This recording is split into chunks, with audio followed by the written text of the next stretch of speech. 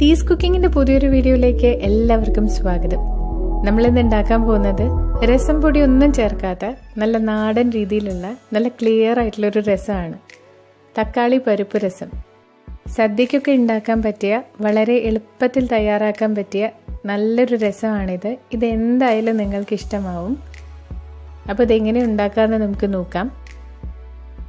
അപ്പോൾ തക്കാളിയും പരിപ്പും രസത്തിന് നമുക്ക് പരിപ്പ് വേണം.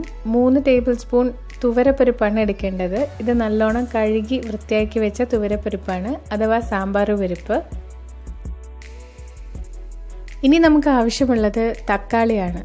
ഞാനിവിടെ 3 തക്കാളി എടുത്തിട്ടുണ്ട്. നല്ല പഴുത്ത തക്കാളിയാണ് എടുത്തിരിക്കുന്നത്. ഇത് നല്ല കനം കുറച്ച് നീളത്തിൽ അരിഞ്ഞെടുത്തിട്ടുണ്ട്. കുരുമുളക് എടുത്തിട്ടുണ്ട്. ഇത് ഏകദേശം 1 ടേബിൾ സ്പൂൺ കുരുമുളക് ഉണ്ട്. അടുത്തത് ജീരകമാണ്. ഞാനിവിടെ 1.5 ടേബിൾ സ്പൂൺ ജീരകം എടുത്തിട്ടുണ്ട്. കുറച്ചധികം വെളുത്തുള്ളി ഇതിലേക്ക് ആവശ്യമുണ്ട്. ഞാനിവിടെ 25 അല്ലി വെളുത്തുള്ളി എടുത്തിട്ടുണ്ട്. കുറച്ച് മല്ലിയിലയും കറിവേപ്പിലയും വേണം. പിന്നെ ആവശ്യമുള്ളത് പുളിയാണ്. ഞാനിവിടെ വലിയൊരു നാരങ്ങ വലുപ്പത്തിനുള്ള പുളി എടുത്തിട്ടുണ്ട്. ഇത് നല്ലോണം വെള്ളത്തിലിട്ട് സോക്ക് ചെയ്ത് വെച്ച് നല്ലോണം ഒന്ന് പിഴിഞ്ഞ് അരിച്ചെടുക്കണം. അപ്പോൾ മെയിൻ ഇൻഗ്രീഡിയൻസ് ഒക്കെ ആയി. ഇനി നമുക്ക് രസം ഉണ്ടാക്കി തുടങ്ങാം. അപ്പോൾ ഈ രസം ഉണ്ടാക്കാനുള്ള ആദ്യത്തെ സ്റ്റെപ്പ് എന്ന് പറയുന്നത് തക്കാളിയും പരിപ്പും വേവിച്ചെടുക്കലാണ്. അപ്പോൾ അതിനായി നമുക്ക് ആദ്യം തന്നെ ഈ പരിപ്പ് ഒരു കുക്കറിലേക്ക് ഇട്ട് കൊടുക്കാം. എന്നിട്ടത് വേവാൻ ആവശ്യത്തിനുള്ള വെള്ളം ഒഴിച്ചു കൊടുത്ത് ഈ തക്കാളിയും അതിലേക്ക് ഇട്ട് കൊടുക്കാം. എന്നിട്ട് ഇതിന് ഒരു കളർ കിട്ടാൻ വേണ്ടി ഒരു 1/4 ടീസ്പൂൺ മഞ്ഞൾപ്പൊടി ഈ സമയത്ത് നമുക്ക് ചേർത്ത് കൊടുക്കാം. എന്നിട്ട് ഇത് നല്ലോണം ഒന്ന് ഇളക്കി നമുക്ക് കുക്കർ അടച്ചു വെച്ച് ഒരു 4-5 വിസിൽ വരുന്ന വരെ വെയിറ്റ് ചെയ്യാം. ഇത് നല്ലോണം വേവിച്ചെടുക്കണം. നല്ലോണം ഉടഞ്ഞു പോകുന്ന രീതിയിൽ വേവിച്ചെടുക്കണം.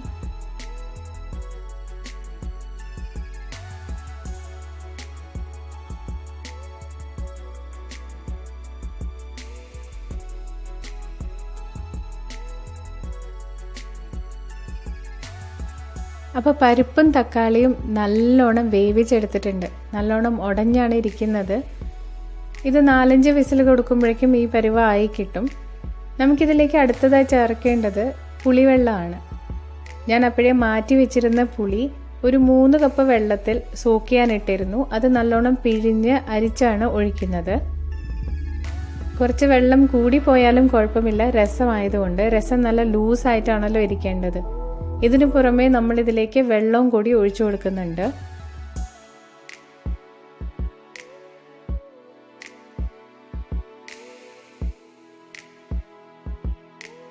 ഇനി ഈ രസത്തിന് ആവശ്യമായിട്ടുള്ള ഉപ്പ് നമുക്ക് ഈ സമയത്ത് ചേർത്ത് കൊടുക്കാം. ഉപ്പ് ഓരോരുത്തരുടെ ഇഷ്ടത്തിനനുസരിച്ച് ചേർക്കുക.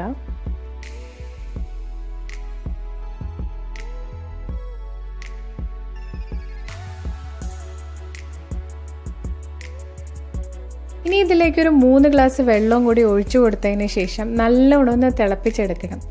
നമ്മൾ നേരത്തെ ഒഴിച്ചു കൊടുത്ത പുളിയുടെ റോ സ്മെല്ലൊക്കെ പോകുന്നത് വരെ ഒന്ന് തിളപ്പിച്ചെടുക്കണം.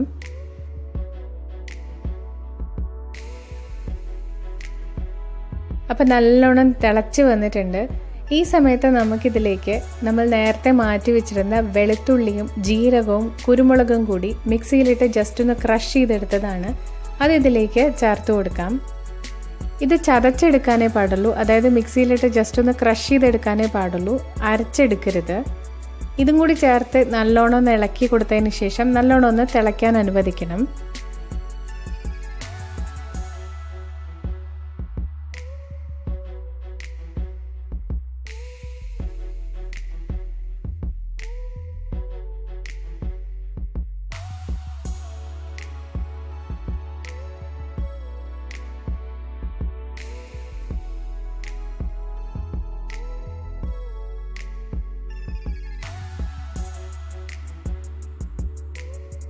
അപ്പോൾ നമ്മൾ ചേർത്ത് കൊടുത്ത വെളുത്തുള്ളിയും ജീരകവും കുരുമുളകും കൂടി നല്ലോണം തിളച്ച് വന്നിട്ടുണ്ട്.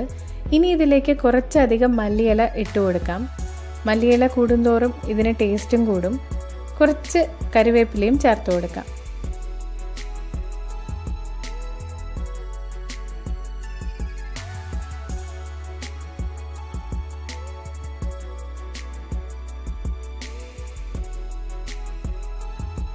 ഇനി ഈ രസത്തിൻ്റെ എരിവും പുളിയും ഒന്ന് ബാലൻസ് ചെയ്യുന്നതിനായി നമുക്കിതിലേക്ക് ഒരു 1/4 ടീസ്പൂൺ അളവിനുള്ള പഞ്ചസാര ചേർത്ത് കൊടുക്കാം.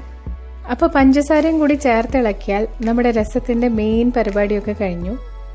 ഇപ്പോൾ രസം ഇങ്ങനത്തെ കളറിലാണുള്ളത്. ഇനി ഇതൊന്ന് സെറ്റിലാവണം. സെറ്റിലായി കഴിഞ്ഞാൽ കളറൊക്കെ മാറി നല്ല ക്രിസ്റ്റൽ ക്ലിയർ ആയി കിട്ടും.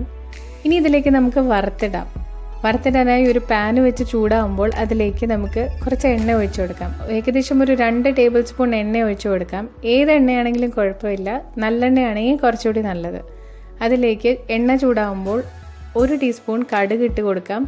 അതുപോലെ 3 വറ്റൽമുളക് കടുക് പൊട്ടിയതിന് ശേഷം ഇട്ട് കൊടുക്കാം. ഇനി ഇട്ട് കൊടുക്കേണ്ടത് കുറച്ചധികം കറിവേപ്പിലയാണ്. നമ്മൾ രസം തിളപ്പിക്കുമ്പോഴും കറിവേപ്പില ചേർത്തിരുന്നു, വറുത്തിടുമ്പോഴും കറിവേപ്പില ചേർക്കണം.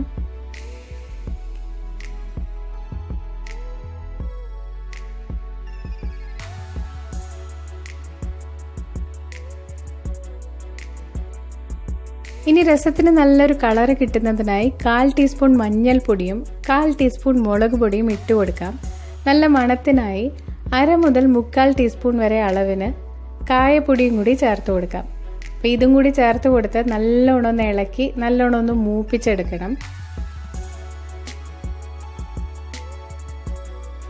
ഇനി സ്റ്റൗ ഓഫ് ചെയ്ത് നമുക്ക് ഈ കടുക് വറുത്തത് രസത്തിലേക്ക് ഇട്ട് കൊടുക്കാം.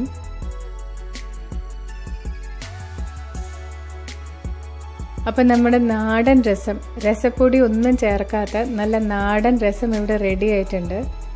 ഇത് എല്ലാവരും ഒന്ന് ട്രൈ ചെയ്ത് നോക്കണം. നിങ്ങളിങ്ങനെ ഉണ്ടാക്കി നോക്കിയാൽ ഇനി രസം പൊടി ഇട്ട് രസം ഉണ്ടാക്കുകയില്ല, ഇങ്ങനെ മാത്രമേ നിങ്ങൾ ഉണ്ടാക്കുകയുള്ളൂ. അത്ര ടേസ്റ്റാണ് ഈ രസത്തിന്. അപ്പോൾ ഇന്നത്തെ ഈ വീഡിയോ എല്ലാവർക്കും ഇഷ്ടമായി എന്ന് കരുതുന്നു. ഇഷ്ടപ്പെട്ടാൽ ലൈക്ക് ചെയ്യാനും ഷെയർ ചെയ്യാനും നിങ്ങളുടെ ഫീഡ്ബാക്ക് അറിയിക്കാനും മറക്കരുത്. അതുപോലെ തന്നെ ഈ ചാനൽ ഇതുവരെയും സബ്സ്ക്രൈബ് ചെയ്യാത്തവരുണ്ടെങ്കിൽ ഒന്ന് സബ്സ്ക്രൈബ് ചെയ്യാനും മറക്കരുത്. പുതിയൊരു വീഡിയോവുമായി വീണ്ടും കാണാം. Thanks for watching Dee's cooking.